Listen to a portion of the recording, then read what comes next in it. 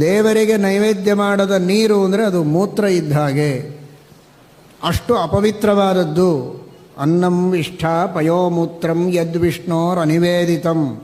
ಇಷ್ಟರ ಮೇಲೆ ಅದನ್ನು ತಿನ್ನಬೇಕು ಅಂತನ್ನುವ ಅಪೇಕ್ಷೆ ಇದ್ದರೆ ದೇವರೇ ಗತಿ.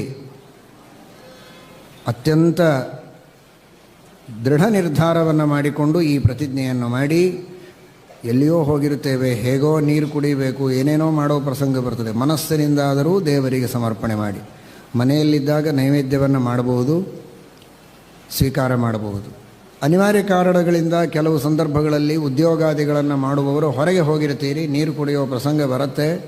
ಅಂತಹ ಸಂದರ್ಭದಲ್ಲಿ ಒಂದು ಉತ್ತಮ ಪಕ್ಷ, ದೇವರಿಗೆ ನೈವೇದ್ಯ ಮಾಡಿದ ಮನೆಯಲ್ಲಿರುವ ನೀರನ್ನೇ ಹಾಕ್ಕೊಂಡು ಹೋಗಿ. ಎಷ್ಟೇ ಬಿಸಿಲೇರಿದ್ರೂ ಬಿಸಿಲೇರಿ ನೀರು ಕುಡಿಯೋಕ್ಕಿಂತ ನಮಗೆಲ್ಲ ಬಿಸಿಲೇರಿಸಿದ